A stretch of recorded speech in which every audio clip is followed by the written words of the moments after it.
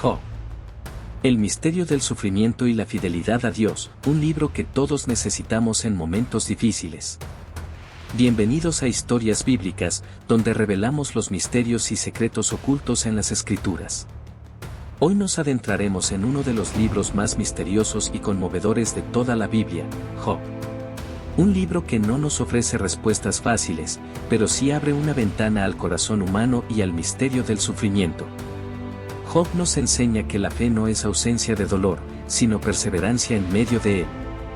Este relato no es solo antiguo, sigue resonando en cada persona que alguna vez preguntó: ¿por qué sufro? ¿Dónde está Dios en mis noches más oscuras? Capítulo 1: El hombre íntegro y el desafío celestial. La historia comienza describiendo a Job, un hombre recto, temeroso de Dios, justo y próspero. Tenía 7 hijos, 3 hijas, miles de ovejas, camellos y siervos. Era respetado en toda la región. Pero mientras en la tierra se celebraba su integridad, en el cielo se libraba un diálogo inquietante. Satanás acusa a Job ante Dios: ¿acaso teme Job a Dios de balde? ¿No le has protegido en todo? Entonces, Dios permite la prueba. En un solo día, Job lo pierde todo: sus bienes, sus siervos y hasta sus hijos. El dolor es indescriptible. Sin embargo, Job responde con humildad. En Job 1:21 dice: Jehová dio, y Jehová quitó, sea el nombre de Jehová bendito. Aquí empieza el misterio: un hombre devastado, pero aún adorando. Capítulo 2: El dolor más profundo. El enemigo no se detiene. Satanás toca ahora el cuerpo de Job. Lleno de llagas, Job se sienta en cenizas, rascándose con un tiesto. Es la imagen de la desolación. Entonces, la voz más cercana a él se convierte en la más dolorosa, su esposa. Job 2:9 dice: ¿aún retienes tu integridad? Maldice a Dios, y muérete. Caro Job, quebrado pero firme, responde con palabras que atraviesan la historia. En Job 2:10 dice: recibiremos de Dios el bien, y el mal no lo recibiremos. Aquí comprendemos que la fe no es solo cantar en tiempos de gozo, sino adorar en medio de la ruina. Capítulo 3: El silencio y el lamento. El dolor no se esconde. Job abre su corazón en un lamento amargo. No maldice a Dios, pero sí maldice el día de su nacimiento. Job 3:11 dice: ¿por qué no morí yo en la matriz, o expiré al salir del vientre? Durante 7 días, sus amigos se sientan en silencio con él. Pero ese silencio pronto se romperá en palabras que hieren más que consuelo. Este capítulo nos recuerda que incluso los justos atraviesan noches de preguntas, lágrimas y confusión. Job no finge fortaleza. Nos enseña que lamentar también es parte de la fe. Capítulo 4: El juicio de los amigos. Los amigos de Job comienzan a hablar. Elifaz, Bildad y Zofar lo acusan, sugiriendo que su sufrimiento es castigo por pecados ocultos. En sus voces resuena un eco de religiosidad fría: si sufres, es porque hiciste algo malo. Job se defiende con desesperación. Clama justicia.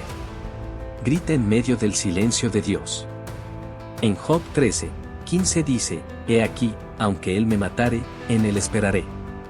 Este capítulo revela una verdad profunda: el dolor humano no siempre es consecuencia directa del pecado. Job lucha no solo con su aflicción, sino con la incomprensión de quienes deberían consolarlo. Capítulo 5: El clamor del corazón.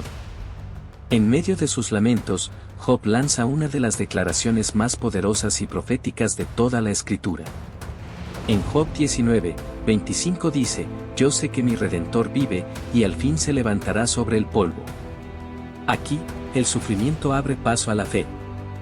Job, en medio de cenizas y lágrimas, mira más allá de su dolor y proclama que hay un Redentor vivo, alguien que vindicará su causa y levantará su vida. El misterio del sufrimiento no apaga la fe, la profundiza. Capítulo 6: El Dios que responde en el tormento. Después de largos capítulos de discusiones humanas, finalmente Dios responde. Pero no lo hace con explicaciones, sino con preguntas que revelan su grandeza. En Job 38:4 dice: ¿dónde estabas tú cuando yo fundaba la tierra? Házmelo saber, si tienes inteligencia. Dios lleva a Job a contemplar la inmensidad de la creación, la vastedad del cosmos, el orden de la naturaleza. El mensaje es claro, aunque no comprendamos el porqué de nuestro dolor, Dios sigue siendo soberano. Capítulo 7. La humildad y el arrepentimiento. Ante la voz del Eterno, Job ya no tiene más quejas. Reconoce su pequeñez, se humilla y confiesa su ignorancia. En Job 42, 2 dice, yo conozco que todo lo puedes, y que no hay pensamiento que se esconda de ti. El hombre que antes preguntaba por qué, ahora responde en ti confío.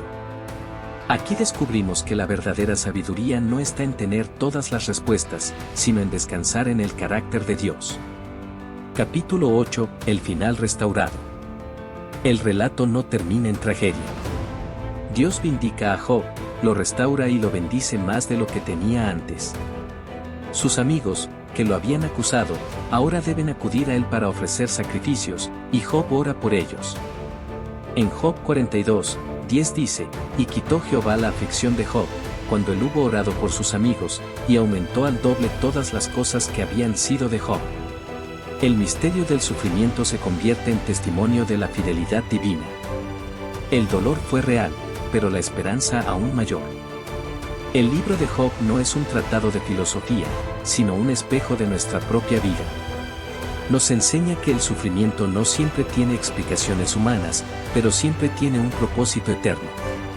En Job 42, 12 dice, y bendijo Jehová el postrer estado de Job más que el primero.